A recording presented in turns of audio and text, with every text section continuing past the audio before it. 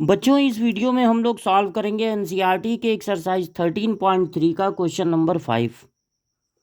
A laboratory blood test is 99% effective in detecting a certain disease when it is in fact present.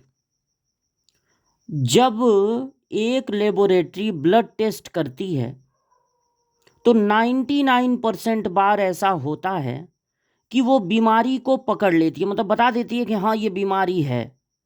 When it is in fact, वास्तव में अगर बीमारी है वो बता भी देती है कि हाँ बीमारी है। 99%, 100% बार भी नहीं। यानी कि अगर 100 लोग बीमारी वाले, मतलब ऐसे 500 लोग टेस्ट कराएं, लेकिन 100 लोगों को अगर वो बीमारी है तो 99 को वो बता देती है कि बीमारी है। एक आध गलती हो जाती है उससे कि बीमारी है, फिर भी ब्लड टेस्ट में नहीं पकड़ पाते हैं कि हाँ बीमारी है। However, the test also yield a false positive result। अच्छा ये देखिए, एक गलती और आ जाती है रिजल्ट में। फास्ट नहीं, फॉल्स पॉजिटिव रिजल्ट, मतलब कि बीमारी नहीं है लेकिन रिजल्ट पॉजिटिव आ जाता है कि हाँ बीमारी है। For 0.5% of the healthy person tested.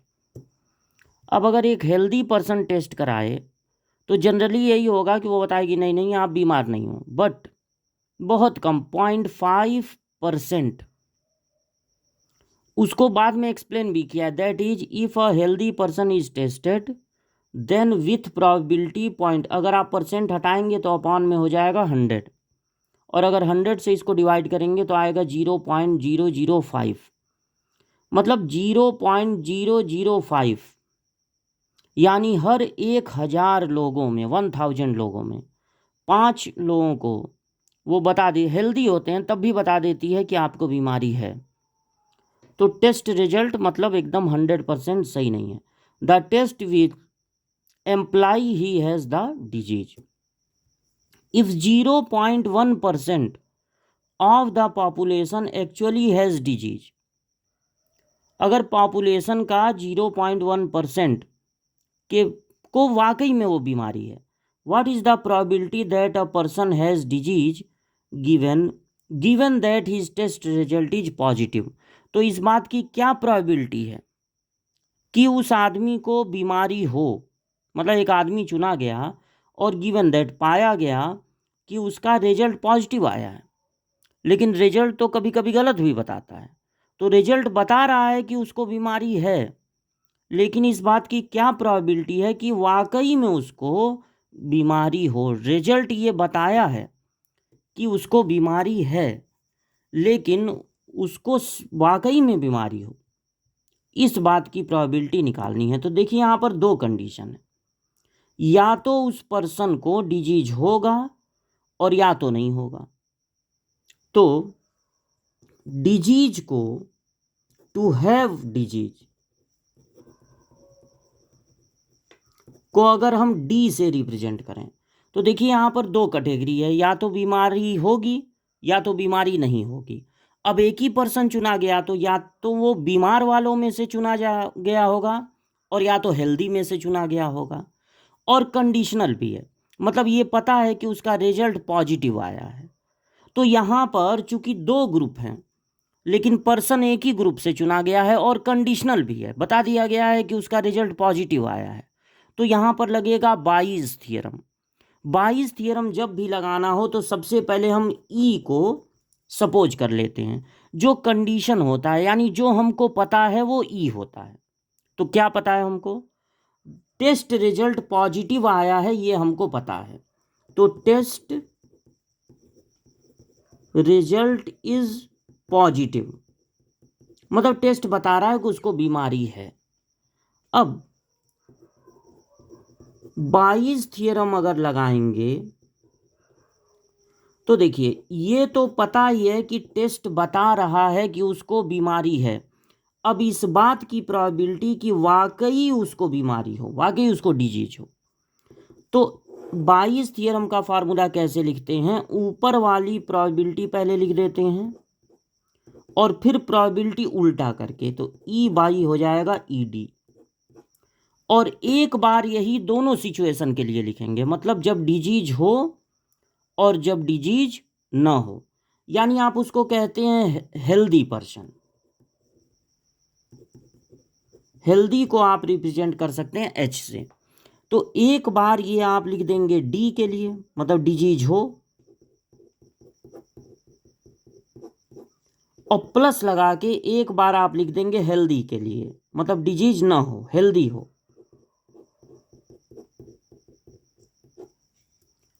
अब आप इन सब का मीनिंग वहां बोर्ड एग्जाम में बताएंगे कि इन सब का मीनिंग क्या है। तो पी ईडी का मतलब है probability to have disease. ED का मतलब डिजीज है, इस बात की प्रोबेबिलिटी। तो इसको ई से रिप्रेजेंट कर देते हैं, जो बताता है मतलब इवेंट, ये घटना की उसको डिजीज हो। तो अब देखिए पूरे पॉपुलेशन में 0.1% ऐसे हैं जिनको ये डिजीज है।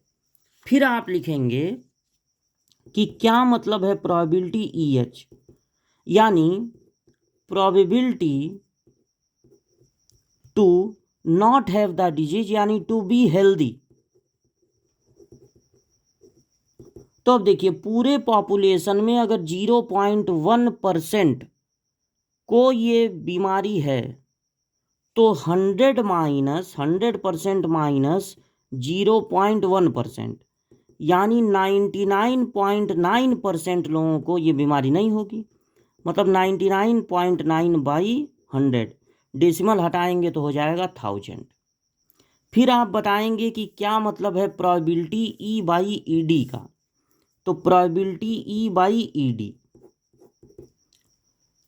देखिए ये कंडीशनल प्रोबेबिलिटी है, जब अपान में हो नीचे वाला पता रहता है, मतलब पता है कि उसको बीमारी है, और ई का मतलब टेस्ट रिजल्ट इज पॉजिटिव, यानी बीमारी हो और टेस्ट रिजल्ट बताए कि बीमारी है, इस बात की प्रोबेबिलिटी।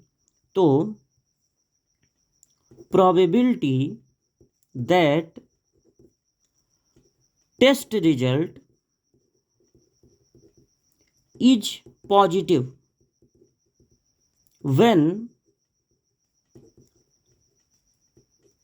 the person has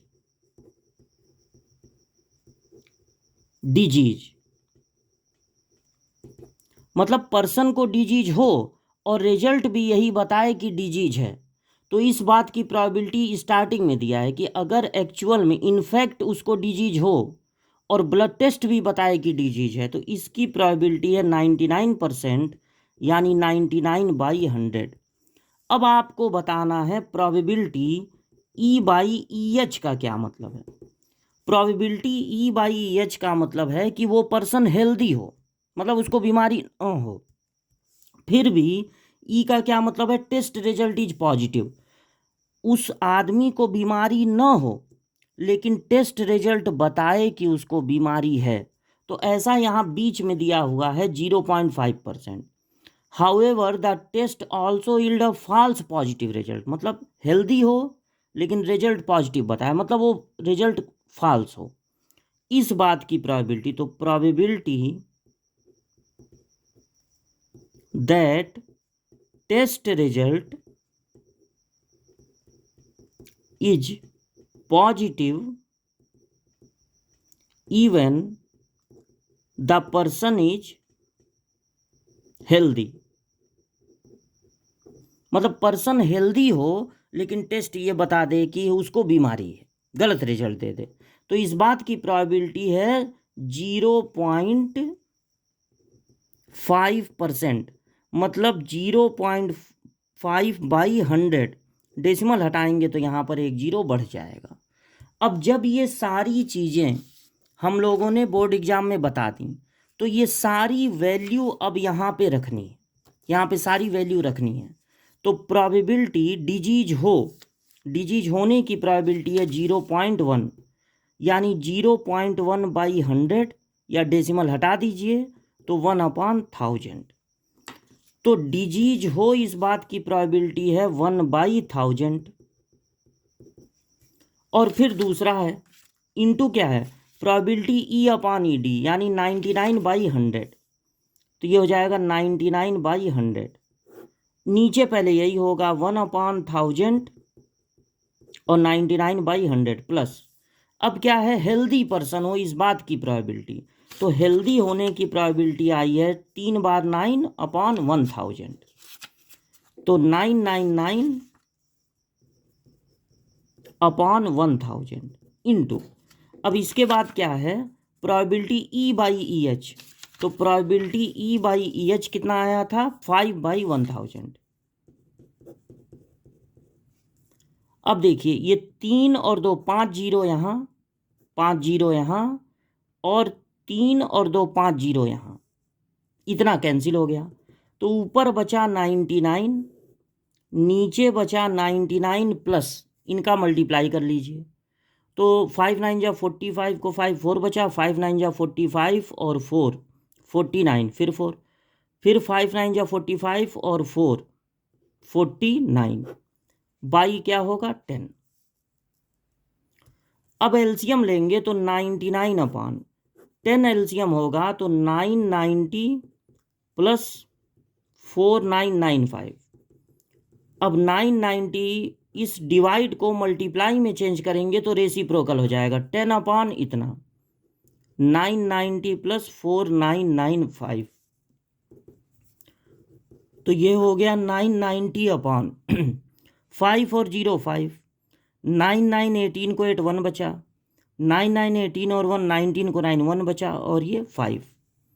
तो इसको 5 से कैंसिल कर दीजिए, 5 1 जा 5, 5 9 जा 45, फिर बच गया 4, 5 8 जा 40, और यहाँ हो गया 5 1 जा 5, 5 1 जा 5, 5 9 जा 45, तो 3 बचा, 5 7 जा 35, यानी 198/1197। ये हो जाएगा फाइनल आंसर। तो बाइस थ्योरम इसलिए लगा क्योंकि दो तरह के ग्रुप हैं, जिनको बीमारी है, जिनको बीमारी नहीं है, लेकिन एक ही पर्सन चुना गया, तो या तो वो इससे चुना गया होगा या इससे, और कंडीशनल भी है, ये पता है कि उसका रिजल्ट पॉजिटिव आया है, इसलिए यहाँ पर बाइज का थ्योरम लगेगा। तो ये पहला पेज है सॉल्यूशन का, ये दूसरा पेज है, पहला, ये दूसरा, और ये तीसरा।